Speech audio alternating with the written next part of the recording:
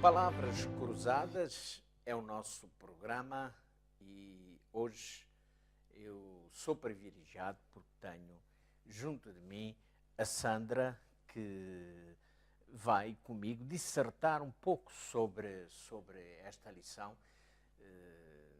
esta série de estudos que nos falam de um tema muito importante para a vida do crente, para a vida da Igreja.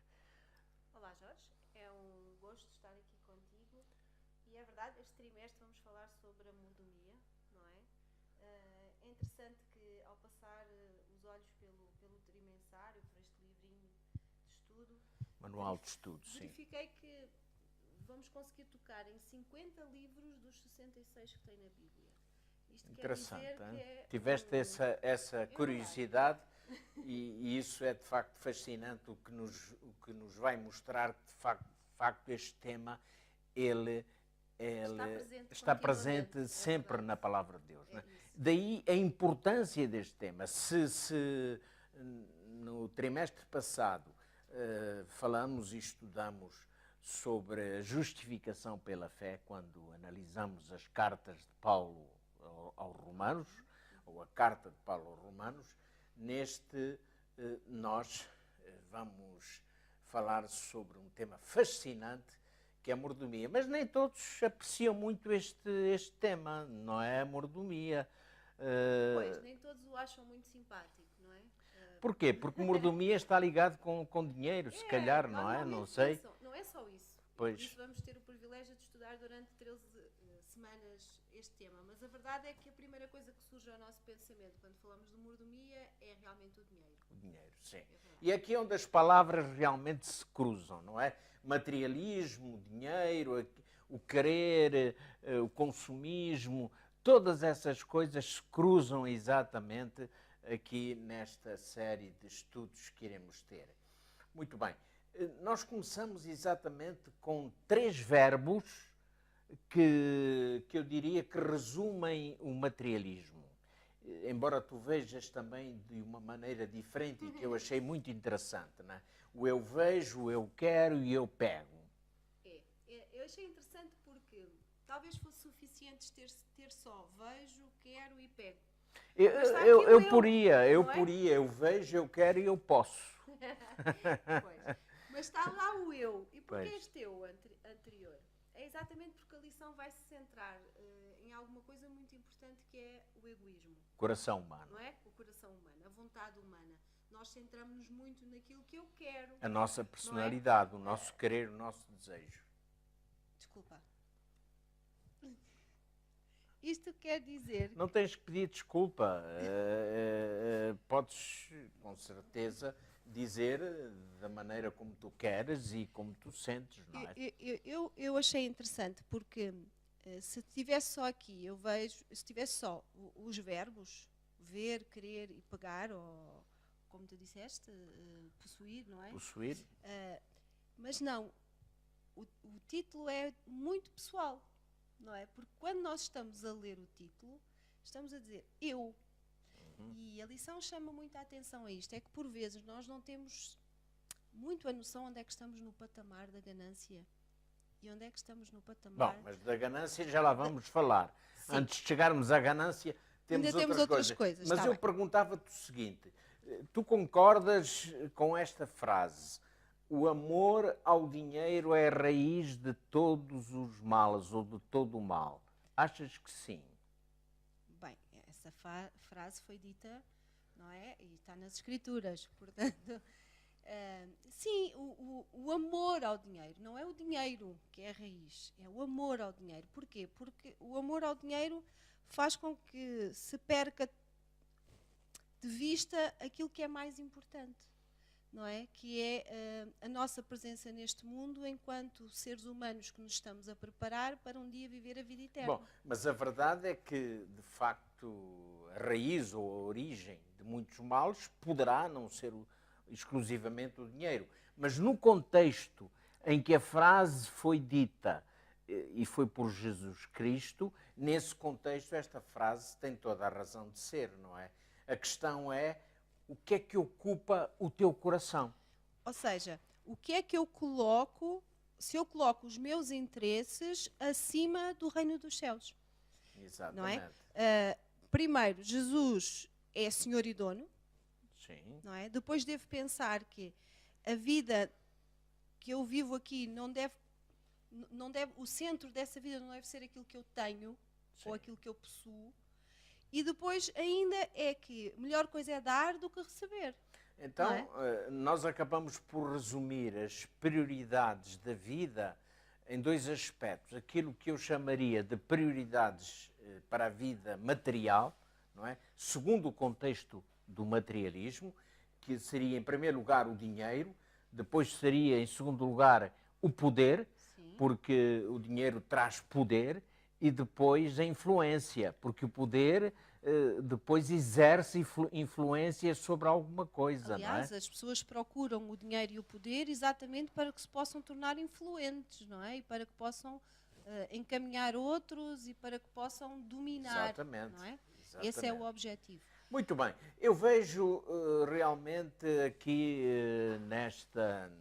neste estudo coisas fascinantes e eu estou entusiasmado com esta série de estudos neste trimestre. E aqui nós vamos trocando ideias, vamos trocando palavras, ou como dizemos, vamos cruzando palavras. É verdade. Não é? Cruzando palavras. Muito bem. E outra das palavras que se cruza aqui na lição é a prosperidade. Prosperidade. Queres nos falar um bocadinho sobre a prosperidade, o Evangelho da prosperidade? O Evangelho da prosperidade. Hoje propaga-se muito isso. Infelizmente, essa ideia tomou conta de muitas das religiões e nas igrejas evangélicas em particular, em que se resume exatamente nisto. Se tu fores fiel a Deus, tu vais tornar-te rico. Ou seja, quanto mais deres, quanto mais depositares lá na bandeja ou no saquinho das ofertas, muito bem, mais abençoado serás, mais rico vais ser. Quer dizer, há aqui uma permuta, uma troca. Eu dou as minhas posses, dou do meu dinheiro e vou receber de Deus depois as suas bênçãos. Que se traduzem em riquezas materiais, não é? Se traduzem sempre em riquezas materiais. Não é? Ok. Portanto, este é o dar para obter. Então, mas isso não faz com que pensemos que Deus é, se calhar, uma máquina automática de É riqueza, exatamente isso. não é? Deus pode ser usado de qualquer forma, não é? Como uma máquina em que está à nossa disposição e bastará para isso que possamos dar. E hoje muitas pessoas dão sem razão. E o que é dar sem razão? É que existe uma razão para todas as questões espirituais da nossa vida.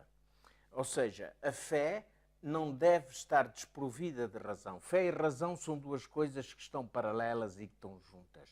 Eu tenho que pensar nesta questão da mordomia. Porquê é que eu estou a dar? Exato. Qual a razão que me leva a fazer? Não é? E então é aí onde eu digo, onde eu posso afirmar que existem duas formas de dar. O tal dar para obter e o tal dar porque se ama.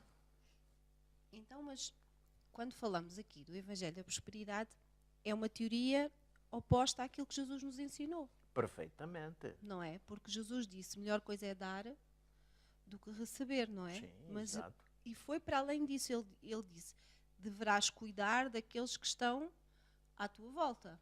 Exato. Ou seja, nós devemos ser ricos, mas ricos na fé, ricos no amor, na solidariedade, certo? Isso é o oposto daquilo que se procura neste Evangelho da prosperidade, é isso? Nós vamos ver o seguinte, qual é o dever de todo o cristão? Se nós pensarmos em deveres, e agora estou a falar num sentido mais, vá lá, legalista, Jurídico. jurídico, exatamente.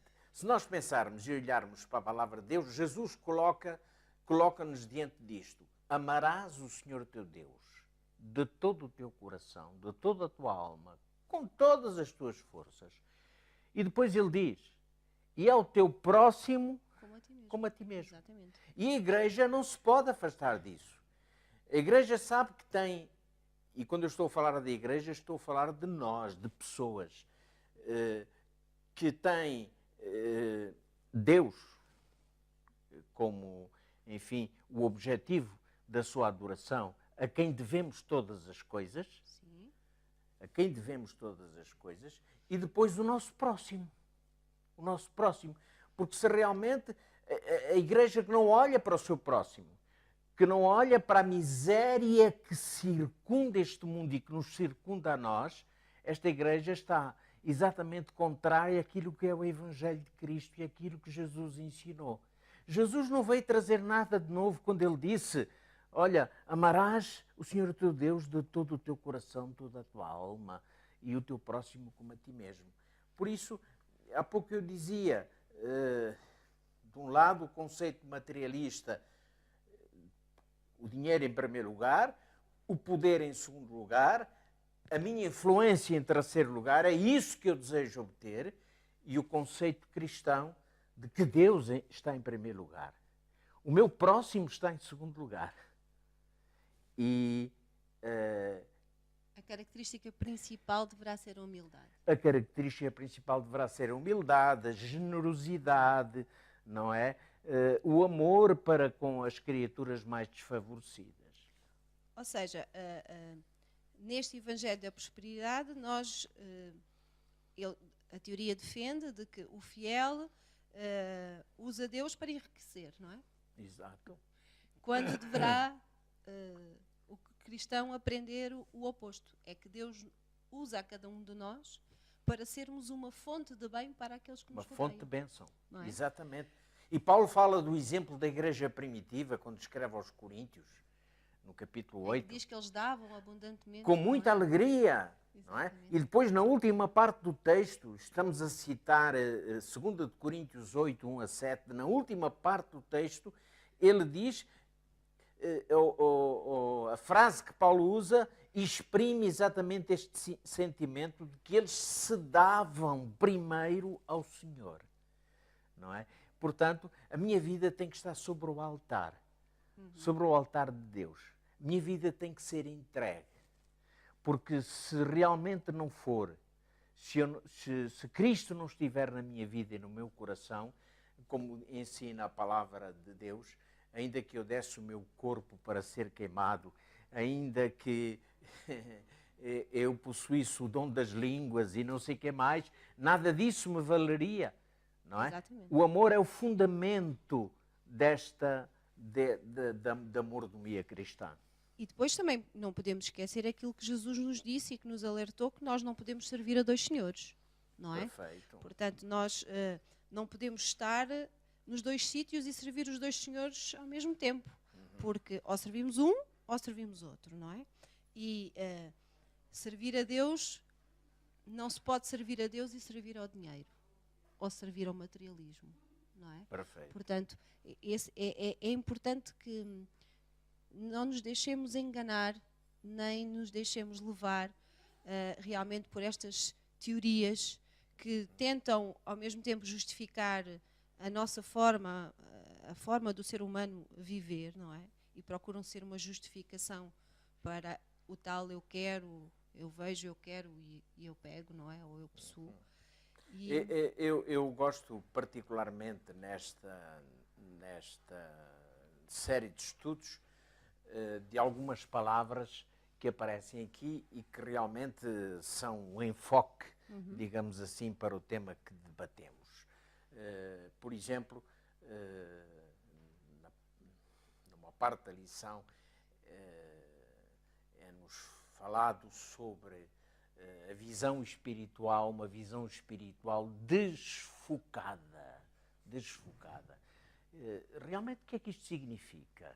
O que será essa visão espiritual desfocada e de que é que o autor está a querer dizer com isto? Bem, daquilo que eu consegui perceber é que muitas vezes nós preocupamos-nos demasiadamente com os cuidados desta terra, não é? E desta vida. E então vivemos preocupados em ter forma de termos uma vida boa, de nos preocuparmos com aquilo que precisamos de comer e de vestir e de cuidar dos filhos e da casa não é? Da nossa vida. E então vivemos o nosso dia-a-dia, o nosso cotidiano. Quer dizer que nós temos uma assim. espécie, sim, uma espécie de visão curta. Exatamente. Cada dia basta o seu dia. Aliás, olha, Jesus fala disso, também, que devemos apenas... Mas lá está, noutro contexto ele fala disso, que nós devemos preocupar-nos cada dia e não com o que virá. Exatamente. Não é? Hoje é o dia que estamos a viver, porque amanhã não sabemos se cá estaremos ou não. Agora, realmente é como tu dizes, aqui nada dura para sempre. Não é? Aqui nesta vida, nada dura para sempre. E a nossa visão, a visão do cristão, nós como cristãos estamos a falar da visão cristã, nós como cristãos, a nossa visão deve ser muito mais abrangente do que simplesmente a este conjunto de dias e anos que nós vamos viver aqui nesta terra. Porque aquilo que nos está prometido, o que é? É uma eternidade. E então a nossa visão deve ser uma visão de eternidade. E essa visão de eternidade é uma visão baseada na confiança, na fé. Logo, nós não precisamos de estar preocupados ou de estar apenas centrados naquilo que nós necessitamos e nas nossas necessidades diárias. Devemos de acreditar e ter fé de que Deus nos ampara, não é? Deus nos protege, Deus nos concede aquilo que é necessário ao nosso dia-a-dia. É interessante. Há aqui uma pequena citação que eu vou mencioná-la, e isto tem muito que ver com o tema do nosso programa, palavras que se cruzam, palavras cruzadas. Como sabes, Helen Keller era cega. Sim. Era cega. Portanto, se ela poderia ver alguma coisa, deveria ter uma visão desfocada. Não é? Se é que tinha alguma, não é? Se é que tinha alguma, não é? Mas isso era por um problema, de facto, físico que ela Exato. tinha, não é? Ela era invisual. Mas é interessante, ela disse o seguinte: a pessoa mais patética do mundo, a pessoa mais patética do mundo é alguém que vê, mas não tem visão. Interessante. Não é? É interessante porque nem sempre as pessoas que veem são aquelas que estão a ver melhor. Não é? E aqui está a prova. Helen Keller diz-nos claramente. Há pessoas que veem, mas que não têm visão. E a nossa visão, enquanto crentes, é uma visão muito ampla, como tu dizias há pouco. É muito abrangente. E nós não podemos limitar-nos, porque senão perdemos as inúmeras bênçãos que Deus nos quer dar, não é? E que Deus o nos quer perigo está conceder. aí, realmente, em ver os nossos tesouros, ou o nosso tesouro neste mundo a aumentar, vendo, em contrapartida, o nosso tesouro no céu a decrescer. Aliás, Jesus alertou-nos para esta sedução das riquezas, não é? E ele dizia-nos que as riquezas não são más em si próprias. O problema é que depois centramos-nos muito naquilo e deixamos de poder distribuir, desfrutar e aumentar a nossa capacidade de fé e de confiança em Deus, não é? E a nossa visão fica verdadeiramente desfocada. E quando se tem uma visão desfocada, é muito difícil encontrar-se o caminho. É verdade, não é? É verdade.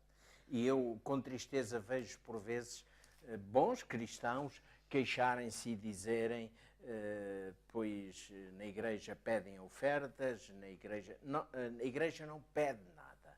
E esta não é uma questão de igreja e crente.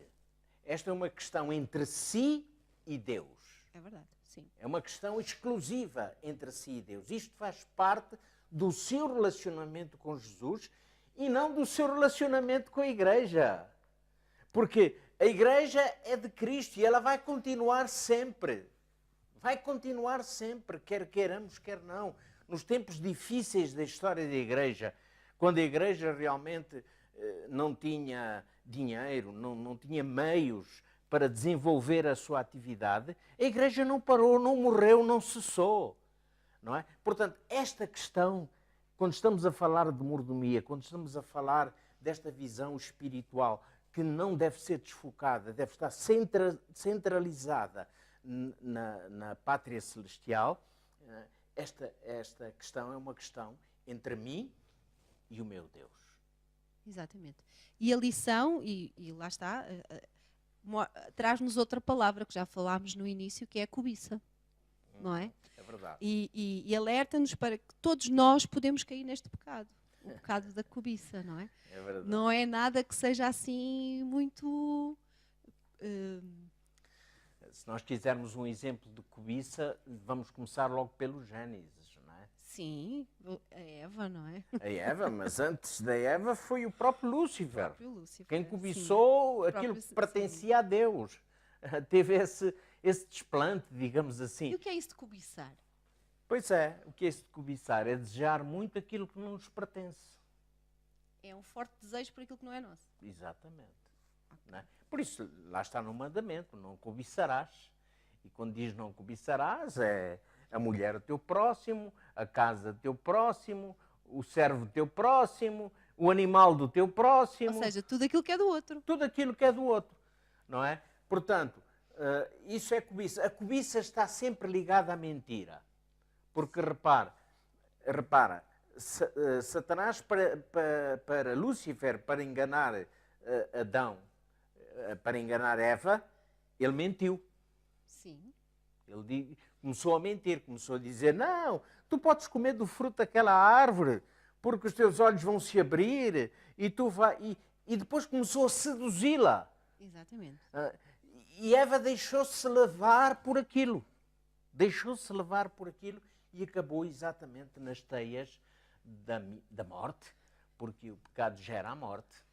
E a lição, o título da lição, o tal eu vejo, eu quero, eu pego, são os passos da cobiça. E foi isso que Eva fez, não é? Não é? Ela ausentou-se, saiu sozinha, não é?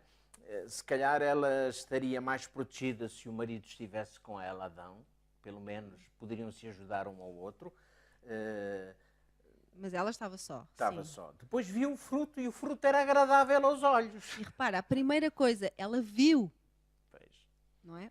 O ver, o olhar, aquilo que é bonito, que se mostra bom, não é? Uhum. Foi por aí. E hoje nós também, e a lição fala um pouco sobre isso, nós também somos levados a olhar para muita coisa, Sem dúvida. não é? É-nos apresentada muita coisa que nos pode levar realmente à cobiça, É não é? verdade.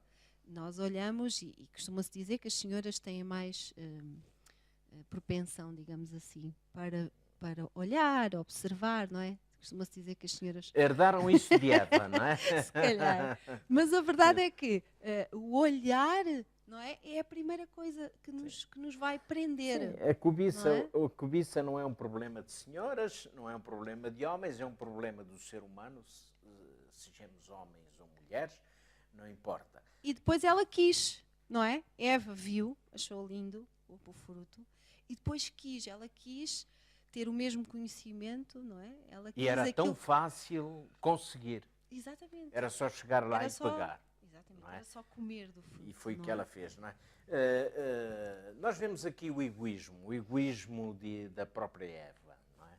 Sim. O egoísmo dela. O egoísmo é, no fundo, o eu, não é? O culto do eu. E este culto do eu, este egoísmo é o eixo do pecado. Ou seja, é aquilo que nos move para o pecado. E também podíamos dizer que a cobiça será então o eixo do egoísmo. Aqui é como que uma cadeia de roldanas, não é? Que se movem umas sobre as outras. Exatamente. Um passo vai dar a outro passo. E foi o que aconteceu com Eva. A cobiça é o eixo do egoísmo. E o egoísmo levou ao pecado. O egoísmo cega a pessoa. Ela passa a ver apenas o seu interesse, o seu desejo, e não o interesse do próximo. Por isso é que a mensagem de Jesus e o Evangelho de Jesus era o oposto a isto, não é? Olha o teu próximo. Mas nós temos que avançar. Temos que Porque daqui avançar. a pouco o nosso tempo E esgota. avançamos e fomos para a E vamos ganância. para outra palavra. Aqui as palavras vão se cruzando, não é? Cobiça, agora ganância. Ganância. Eu tive cuidado de procurar saber um pouco a respeito da raiz desta palavra ganância. Isto é interessante que, na sua origem, digamos assim, ganância significa capturar, significa caçar. Caçar. Caçar. Interessante. Não é? O ganancioso é aquele... É o caçador. É o caçador. Não é? É aquele que faz tudo para ter o que Aquele quer, que não é? espreita a oportunidade para obter. Exatamente. E não importa quais sejam os meios que ele tem. Pode ter uma espingarda de 3 canos, não sei se as há. Pode ter uma espingarda de um só cano, uma metralhadora ou um revólver. Ele quer é caçar. É verdade. Não é? Ele quer é caçar. Outra figura que nos aparece aqui na lição é a ganância como uma doença. Sim, Não é? é Diz que a verdade. ganância é uma doença que quer tudo. Paixão, poder, posses, não é? Portanto, a ganância é obter sem se preocupar a forma como. não é? E há outra questão que está relacionada com a ganância. É que a pessoa gananciosa, ela nunca está satisfeita com aquilo Exatamente. que tem. Por isso é que é uma doença, não é? Aquele texto de Isaías 56:11, e é um texto muito forte, diz que os cães gulosos que não se podem fartar, Pois. não é? São os gananciosos, que são como cães gulosos que não se podem fartar, e depois fala de pastores que nada entendem, que nada compreendem.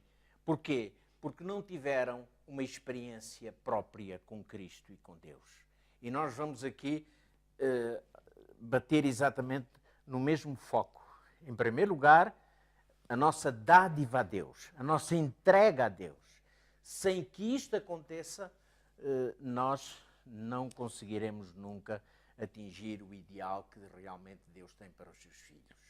E a lição apresenta-nos um exemplo, se há bocadinho falámos sobre Eva, não é? Na cobiça, aqui na ganância há um exemplo que nós nunca podemos deixar de pensar, não é? Que foi Judas. Não é? Judas realmente diz que me quereis dar e eu vos-lo entregarei. Não é? E o que mais me impressiona em Judas é que Judas foi discípulo de Jesus.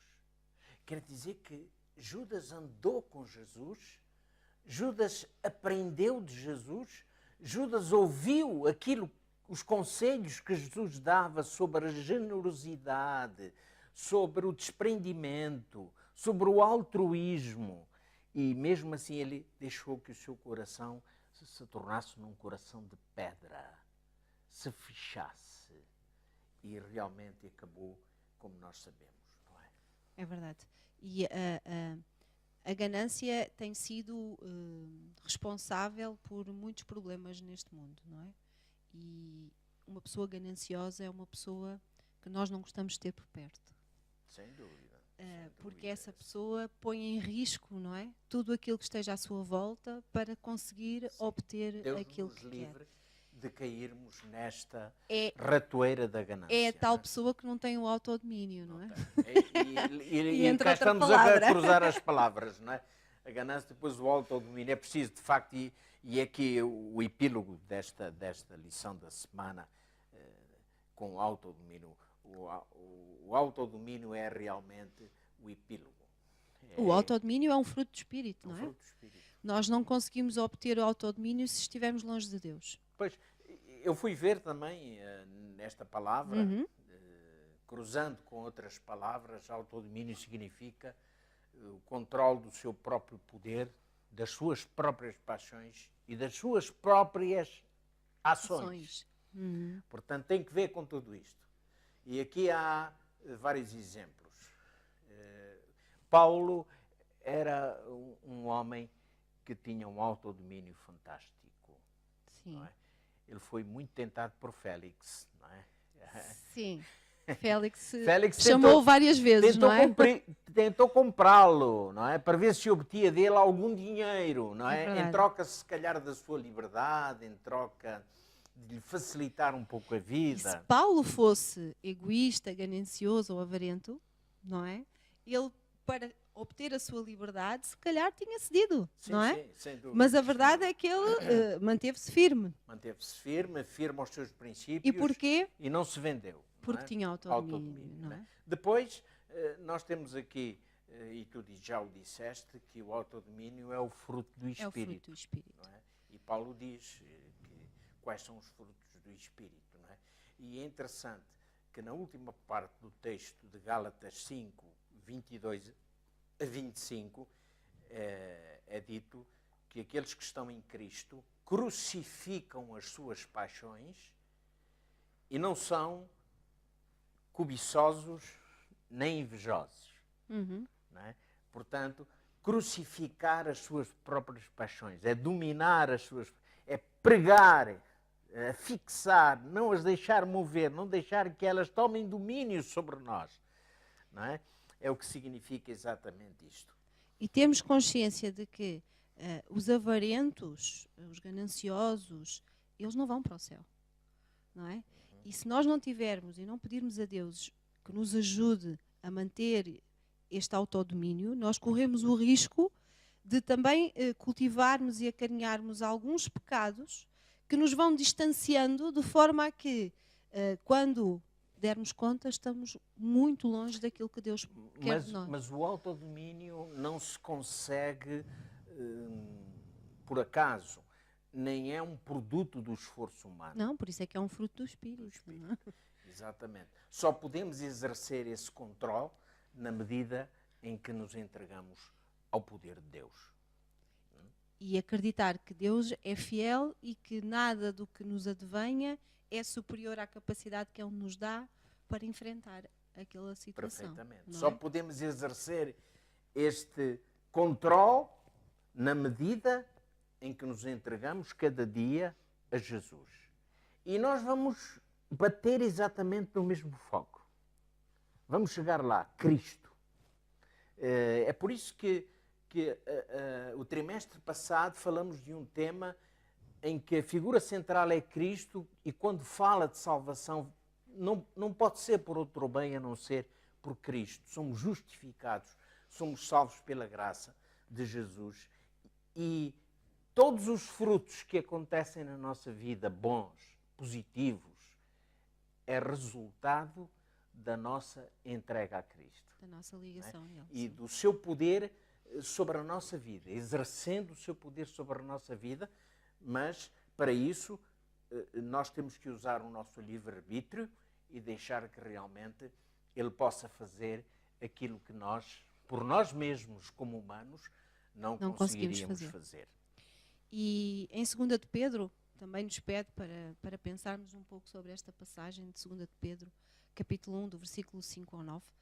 E eu achei interessante porque tem aqui alguns verbos que mexeram um bocadinho comigo, porque diz que nós devemos aguardar, devemos nos alegrar, mostrar fé para depois receber, não é? E aguardar, podemos dizer, aguardar o quê? Não é? Aguardar confiante de que Jesus está connosco, de que os nossos cuidados diários estão entregues nas suas mãos, não é? Depois, alegrar-nos porque podemos repartir com os outros aquilo que nós temos, não é? E alguém uma vez disse que o pior da riqueza mal aproveitada é que ela realmente é uma excelente oportunidade para trazer outros a conhecer o amor de Deus, não é?